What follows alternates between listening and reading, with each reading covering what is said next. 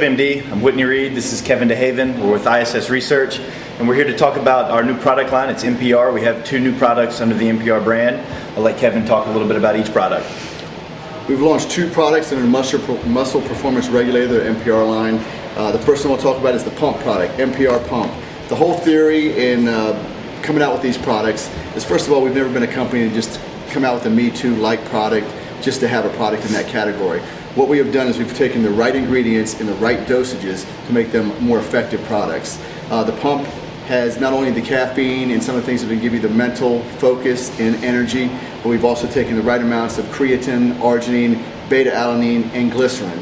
So the results are you get that energy, you get that focus, the beta-alanine gives you a tremendous amount of endurance, and then a ridiculous pump between the creatine, the arginine, and the glycerin.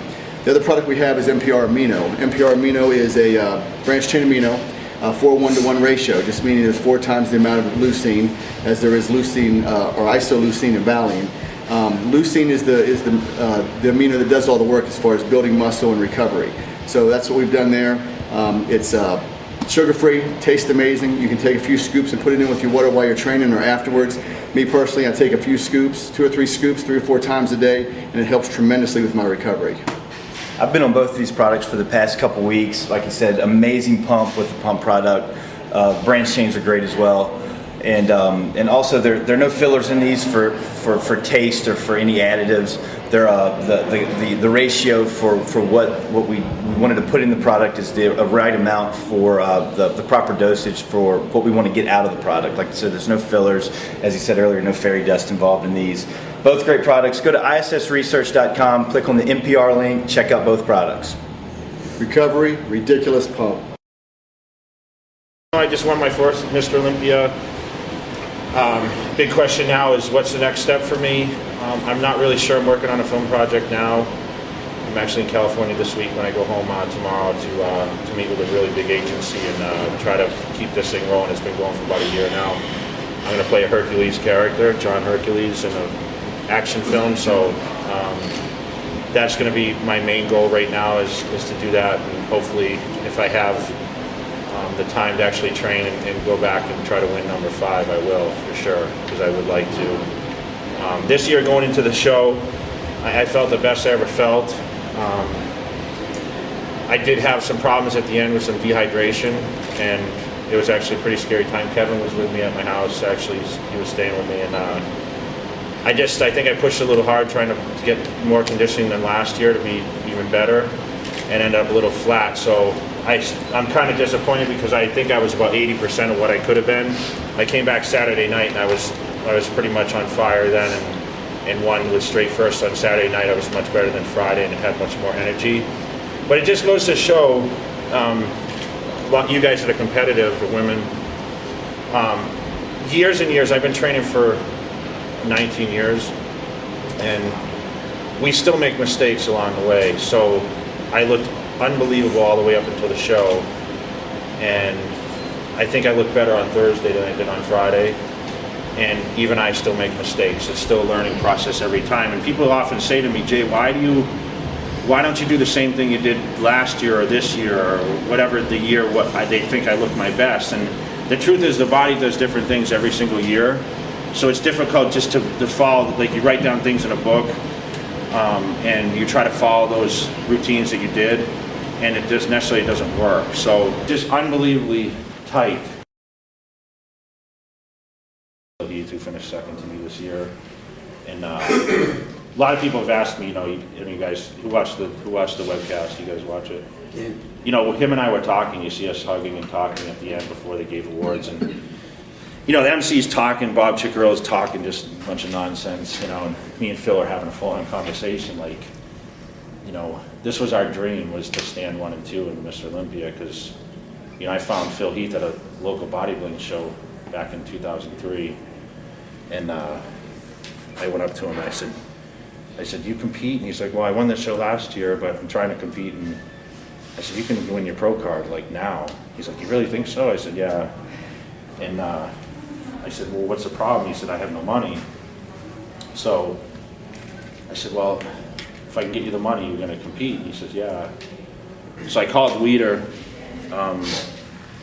the next, there was a Saturday, on Sunday, I called Weider, and by Monday morning he had a contract in hand. And, you know, he was now signed as a Weider athlete. I sent pictures over of Phil Heath, and they signed him to a contract, and next thing you know, the story of Phil Heath was born.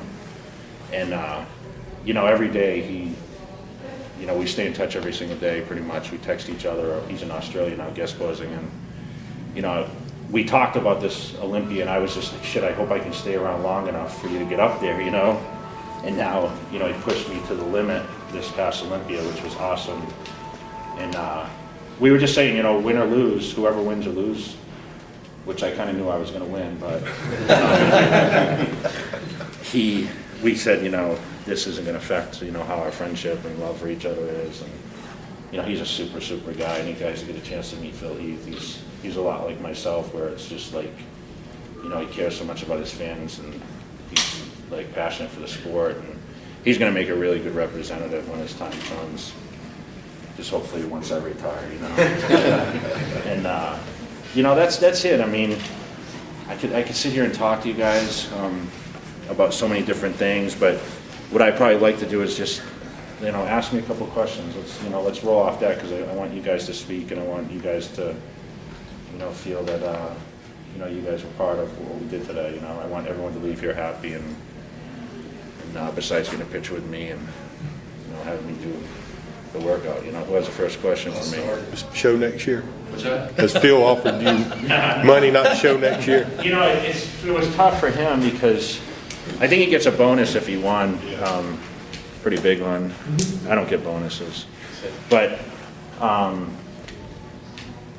you know, it's 100,000 difference for first or second. So hopefully we'll get to train with each other for next year a little bit more, because you know, we train with the same trainer, Hani Rambod, who does our nutrition. So, but it's weird, because with Hani training us both, Hani never said, "Oh, Phil looks like this," and I don't think he ever said Jay looks like this to Phil. You know, so I knew Phil looked good, because you know, I'd send him pictures, and he'd send me pictures through the time we were prepping, and you know, and he's like, "I know what you look like," and he's like, "I know what you're gonna look like," and you know, and he looked great, man. You know, he always looks great leading up to the show, but I said, "Man, I'm just wider than you, that's all," you know. So he said it was funny. We always laugh back and forth, but we don't talk much about bodybuilding, believe it or not. We always talk about other stuff, and we joke and stuff like that. So he's a cool guy. Well, for the record, back to the Phil story. I don't got no money either, and I want to do the Masters. I try, you know, I tell everyone, you know, Muscle Tech does sponsor. I'm under contract with Muscle Tech, obviously, and you know, I understand what all you guys go through, especially you young guys coming into it. I mean, food all the time, and I look out, okay, no one's around, you know.